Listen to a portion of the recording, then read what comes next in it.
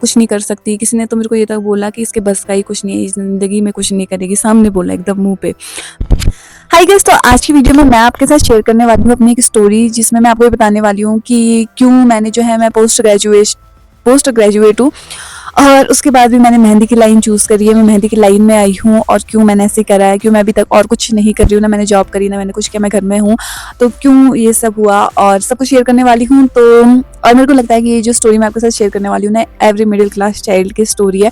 तो अगर कोई रिलेट करेगा तो कमेंट में ज़रूर बताना मेरे को, है ठीक है। सो बिना किसी देर के चलते हैं वीडियो की तरफ। So let's get started.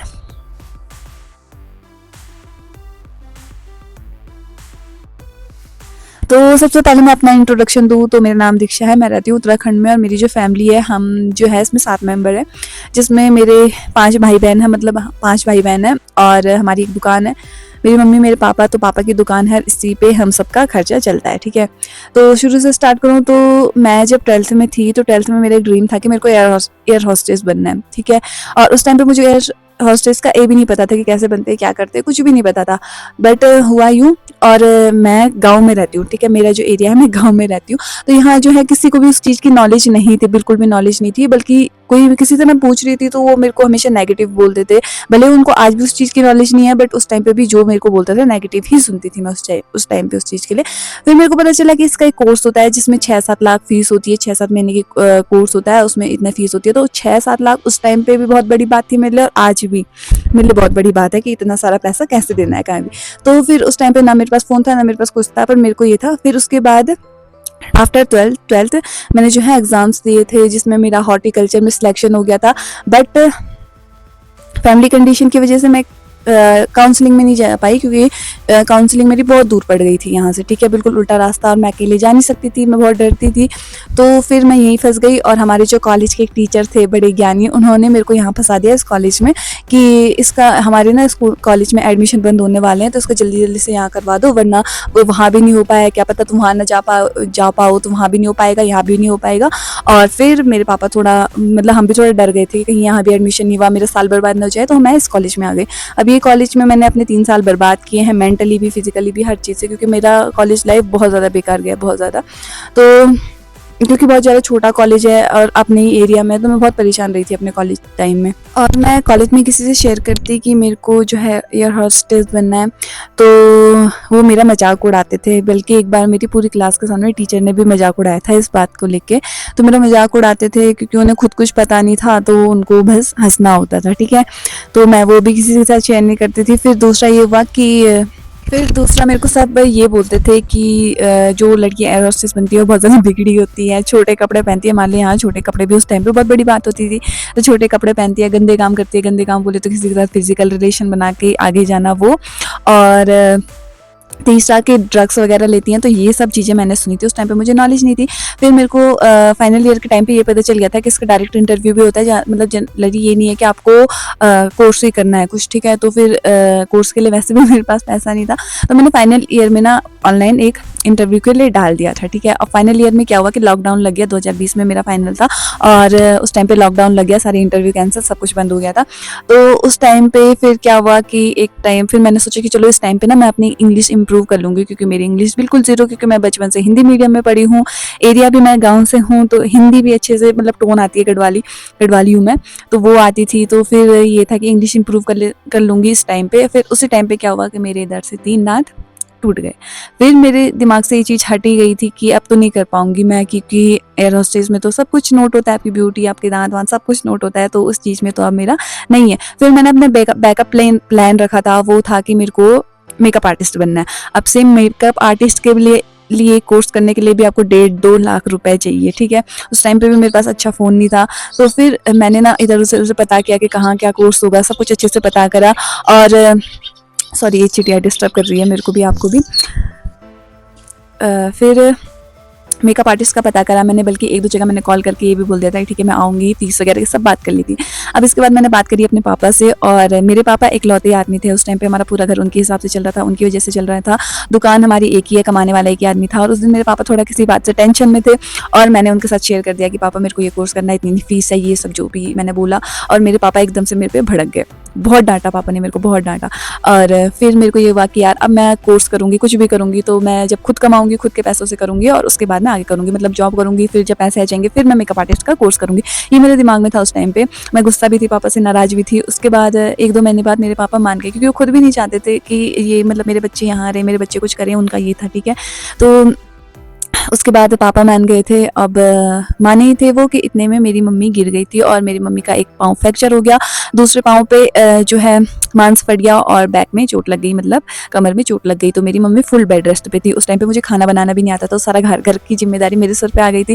तो सब कुछ मैंने संभाला मम्मी को, घर को। उस टाइम पे 3 महीने मम्मी बेड रेस्ट पे रही, फिर मम्मी का पैर ठीक हुआ, फिर मेरी दीदी की बेटी हो गई, मम्मी दिल्ली चली गई। फिर दिल्ली से आने के बाद मैं जो थी उस टाइम पे मैंने अपना यूट्यूब चैनल भी स्टार्ट कर लिया था और साथ ही मैं जो है गवर्नमेंट जॉब की मतलब एग्ज़ाम्स की तैयारी करने लग गई थी उस ड्यूरेशन में। तो मेरा एग्ज़ाम था 26 जुलाई को, मेरा एग्ज़ाम था, डेट भी मेरे को याद है। और 24 को मेरे को जाना था और 23 को मेरी मम्मी की तबीयत इतनी ज़्यादा ख़राब हुई कि हम सुबह उठ के सीधा हॉस्पिटल लेके गए मम्मी को।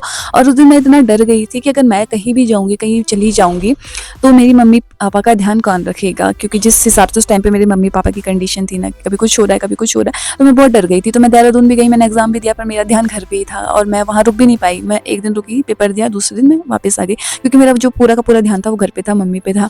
फिर ये सब हुआ, फिर मम्मी की तबीयत ख़राब ही रहने लगी, मम्मी मतलब ठीक नहीं थी, तो मैं डर चुकी थी उस टाइम पे।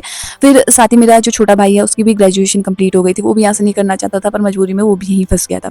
तो फिर मेरे को ये था कि यार मेरी तो कोई बात नहीं, शादी हो जाएगी तब भी कर लूँगी कुछ, या मतलब मेरे दिमाग में था कि बाद में कर लूँगी, बट इसका ज़रूरी है ये अभी, इसका फ्यूचर ज़रूरी है, लड़का है वो, ठीक है। तो फिर मैंने पहले पापा लोगों ने भी पहले उसको ही प्रेफर किया कि भेजना, ठीक है। फिर मैंने इस टाइम पे एमएससी डाल ली, क्योंकि मैं घर पे ही बैठी हुई थी, कुछ कर भी नहीं थी। पापा भी फोर्स कर रहे थे कि यहाँ बैठी है तो कुछ कर ले, कुछ कर ले। तो फिर मैंने एमएससी डाल ली, तो मैं यहाँ से एमएससी करने लग गई, ठीक है। अब एमएससी मैं कर रही थी, साथ में यूट्यूब भी कर रही थी, और मेहंदी में मेरा कोई इंटरेस्ट नहीं था, मतलब इंटरेस्ट था, अच्छा लगता था मेरे को मेहंदी लगाना, बट ये नहीं था कि मेरे को इस फील्ड में जाना है, इस फील्ड में मुझे कुछ काम करना है। अब इस ड्यूरेशन में क्या होता है कि 12th के बाद हर एक बच्चा कुछ करना चाहता है, करियर की चिंता होती है, हर चीज़, तो मेरे मन में भी वो चीज़ें होती थी। फिर दूसरा ये होता था कि मेरे साथ के जितने भी बच्चे थे, मतलब सब कुछ भले मतलब कुछ ऐसे भी थे जो मेरे से बहुत कमज़ोर थे पढ़ाई में, जो अच्छे भी थे, सब कहीं ना कहीं लग गए थे, कहीं ना कहीं सेटल हो गए थे, कुछ ना कुछ कर रहे थे। और मैं क्या कर रही थी, मैं घर में बैठी हुई थी। तो ऐसा नहीं है कि मैं उस चीज़ से परेशान नहीं होती थी, मैं बहुत परेशान होती थी, बट ये था कि मैंने कभी ये चीज़ किसी को शो नहीं करी, मैं दिखाती नहीं थी। तो लोग क्या समझते थे कि ये ना, इसको कुछ करना वरना नहीं है, भले किसी को पता नहीं है कि बिहाइंड द सीन क्या क्या चल रहा है लाइफ में, बट सब मेरे को ताने मारते थे। मैंने बहुत सारी चीज़ें सुनी, मैं दुकान में बैठती थी, कोई कुछ तो मुझे बिल्कुल बेचारी वाली नज़र से देखते थे, कुछ इस नज़र से देखते थे कि इतनी पढ़ रही है ये और कुछ नहीं कर रही है, इसके मन में कुछ नहीं है करने का और कुछ नहीं कर सकती। किसी ने तो मेरे को ये तक बोला कि इसके बस का ही कुछ नहीं है, इस ज़िंदगी में कुछ नहीं करेगी, सामने बोला एकदम मुँह पे। तो बहुत सारी चीज़ें उस टाइम पे हो रही थी, और उस टाइम पे मतलब आप समझ सकते हो, अगर आप कोई टीनेजर हो और इस फेज़ में कि 12th के बाद, ग्रेजुएशन के बाद आगे क्या करना है, और एमएससी मेरी करने का मन नहीं था, पर मैंने ज़बरदस्ती करी, ठीक है। फिर ये सब चीज़ें हो रही थी मेरी लाइफ में, और बट ये था कि मैंने हमेशा अपने आप को संभाल के रखा, मैंने कभी अपने आप को डिप्रेशन में नहीं जाने दिया, हावी नहीं होने दी कोई भी चीज़ अपने आप पे। और ज़रूरी भी था कि मेरे घर वालों को मेरी ज़रूरत थी, ठीक है। फिर मैंने एमएससी करी, और एमएससी के ड्यूरेशन में मतलब मेरे को ये था कि अभी सब ठीक था, पर मम्मी ये था कि मम्मी की तबीयत ख़राब ही रहती थी, तो मम्मी देहरादून चली जाती थी कितनी बार, और ऐसे ही होता था कि कभी कुछ होता था, कभी कुछ होता था। मेरा भाई भी दिल्ली चला गया था कोर्स करने के लिए, और फिर रह गई थी मैं, मम्मी और पापा, ठीक है। अब यहाँ पे मेरे भाई बहन सेटल हो चुके थे, सबके मतलब ठीक ठाक कमाने लग गए थे थोड़ा बहुत।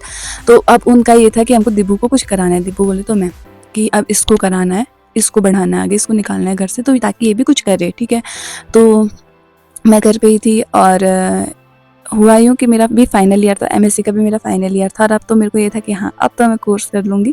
अब मेरे भाई बहन भी रेडी हैं, मम्मी पापा भी रेडी हैं, और अब मेरा हो जाएगा, ठीक है। चाहे मेरे को अब निकलना ही है। इतने में क्या हुआ कि जुलाई में, लास्ट ईयर जुलाई में मेरे पापा का एकदम से वेट लॉस हुआ। फिर हमने चेकअप कराया तो पता चला कि उन्हें कैंसर है।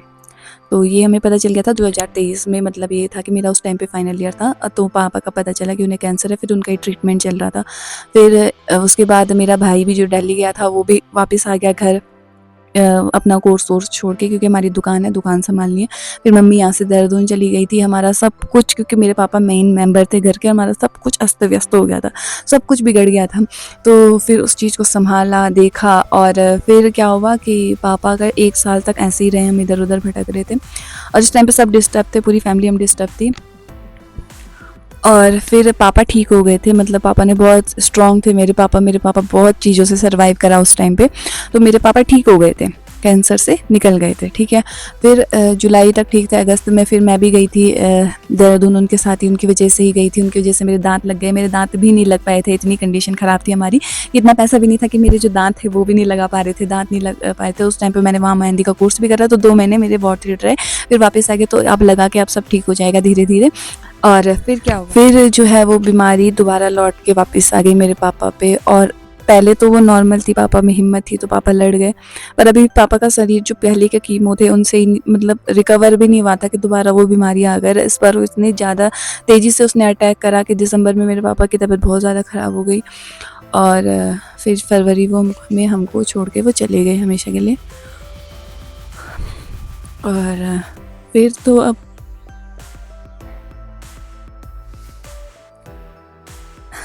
अब तो फिर ये है कि मैं घर पे ही रहूँगी और यही करूँगी कुछ। बट हाँ, अब मेहंदी की लाइन में इसलिए घुसी क्योंकि मैं लगा लेती थी मेहंदी, इंटरेस्टिंग था, मतलब था, बट ऐसा नहीं था कि लगाने का ब्राइट ऐसा कुछ नहीं था। तो बट ये था कि मैं ना जब भी काम करती थी मेहंदी का, तो मेरे को ना कोई बुला लेता था मेहंदी लगाने के लिए, और मेरा ये होता था कि सही है यार ये काम, 4-5 घंटे में आपको अच्छे पैसे मिल जाते हैं, ठीक है। क्योंकि अगर ट्यूशन भी पढ़ाऊँ ना, मैं अपने एरिया का बताऊँ तो मैं अगर ट्यूशन पढ़ाती हूँ ना, तो 1 महीने का बच्चे 200 रुपये देते हैं 1 महीने का, और वो भी हमको उनके घर जाना पड़ता है फ़ीस मांगने के लिए 1 महीने में। तो फिर मेरे को ये प्रोफ़ेशन सही लगा, तो फिर मैं धीरे-धीरे अपने आप को इम्प्रूव करने लगी इस ड्यूरेशन में। फिर मैंने ब्राइडल बुकिंग्स ली, फिर मैंने थोड़ा अपने आप को इम्प्रूव करा, तब जाके मैं इस प्रोफ़ेशन में घुसी। और फिर इसीलिए जो है मैं अभी कुछ नहीं कर रही हूँ और चीज़ों के छोड़ के मेहंदी में हूँ, क्योंकि इसी चीज़ से मेरे को, चाहे मैंने यूट्यूब में काम किया, मेहंदी पे किया, मेहंदी से रिज़ल्ट मिला, फेसबुक पे काम किया, हाँ मेहंदी डाली, वहाँ से रिज़ल्ट मिला, सीखी मैंने मेहंदी तो उससे मेरे को रिज़ल्ट मिला, और अदरवाइज़ मैं और चीज़ करती हूँ तो मेरे को रिज़ल्ट नहीं मिलता। तो इसीलिए मैंने मेहंदी की लाइन चूज़ करी है अपने लिए, क्योंकि घर बैठे मैं यही काम कर सकती हूँ, इसके अलावा मैं यूट्यूब कर सकती हूँ। और ऐसे नहीं कि मुझे कुछ दुख है किसी बात का कि मैं नहीं कर पाई, ये है कि प्राउड है कि हाँ, जब मेरी फैमिली को मेरी ज़रूरत थी तो मैं वहाँ पे हूँ और हमेशा रहूँगी। और आगे भगवान ने कभी लिखा होगा किस्मत में तो क्या पता मिल जाए, मेरे भी सपने पूरे हो जाएंगे। और यहाँ पे मेरी वो माइक बंद हो गया था, तो इसलिए मेरे को वॉइस ओवर करना पड़ रहा है। सो आई होप आपको वीडियो पसंद आई हो तो प्लीज़ वीडियो को लाइक और चैनल को सब्सक्राइब कर दीजिएगा। So thank you, bye.